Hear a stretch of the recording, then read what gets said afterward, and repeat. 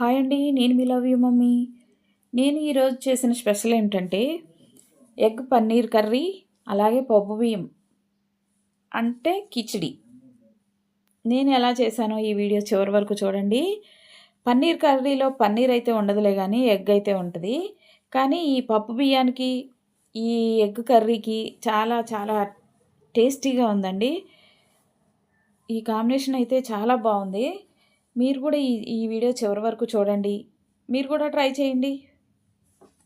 బియ్యాన్ని నేనైతే ఫస్టే శుభ్రంగా 2-3 సార్లు కడిగేసుకొని ఒక గంట సేపు నానబెట్టేశానండి.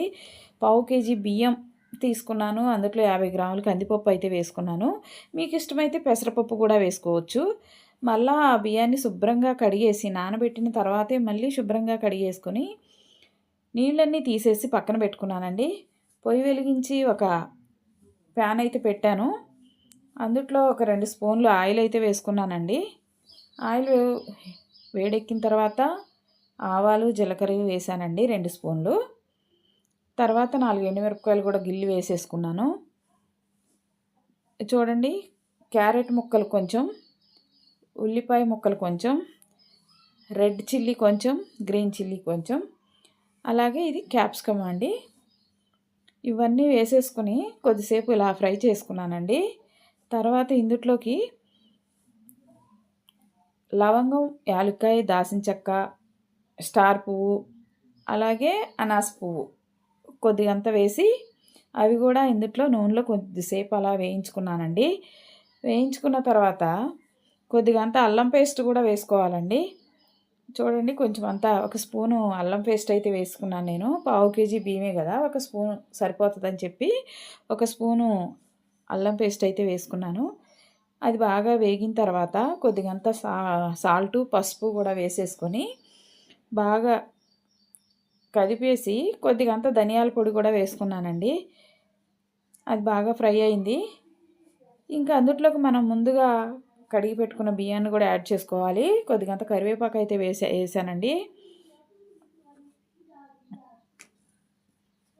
నాకు ఇష్టమని చెప్పి కొంచెం అంత నెయ్యి కూడా వేసుకున్నానండి నేను. మీకు ఇష్టమైతే వేసుకోండి, లేకపోతే తీసేసేయండి.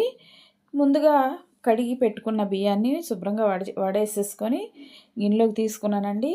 అవి ఈ ఫ్రై అయిన ముక్కల్లోకి వేసేసుకొని బాగా కదిపేసుకున్న తర్వాత ఒక గ్లాసు బియ్యం పప్పు కలిపి, ఒక గ్లాసు బియ్యం, ఈ గ్లాస్తో గ్లాసు బియ్యం పప్పు వేసానండి.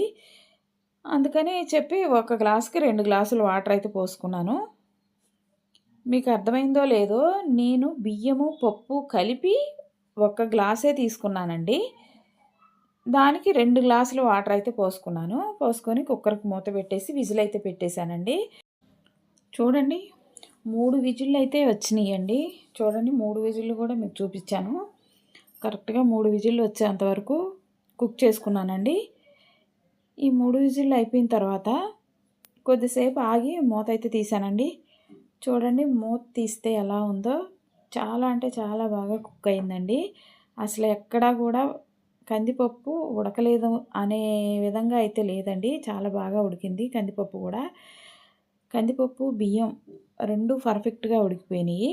ఇప్పుడైతే కర్రీ చేసుకుందామండి. నా దగ్గర 3 కోడిగుడ్లు ఉన్నాయి. 3 కోడిగుడ్లు ఇలా పగలగొట్టేసి ఒక గిన్నెలో వేసుకున్నానండి. వేసుకొని పొయ్యి మీద ఒక చిన్న గిన్నె పెట్టుకొని అందులో వాటర్ వేసుకున్నానండి.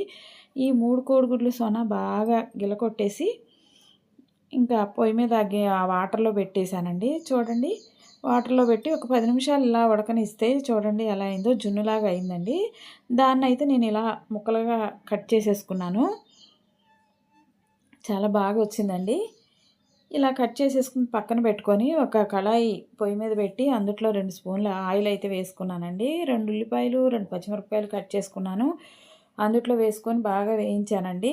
వేయించిన తర్వాత కొద్దిగంత అల్లం పేస్ట్ కూడా కొంచెం, అంటే కొంచెం అల్లం పేస్ట్ వేసి బాగా వేయించాను. కొద్దిగంత ఉప్పు, పసుపు కూడా వేసుకుంటున్నానండి. వేసుకొని బాగా మగ్గనివ్వాలండి. ఉల్లిపాయ బాగా మగ్గాలి ఇది ఈ కూరకి. చాలా బాగా మగ్గేసిన తర్వాత అందులో కొంచెం అంత ధనియాల పొడి వేసానండి. మనం ముందుగా ఉడకబెట్టుకొని కట్ చేసి పెట్టుకున్న కోడిగుడ్లను కూడా మొత్తం అందులో వేసేసానండి.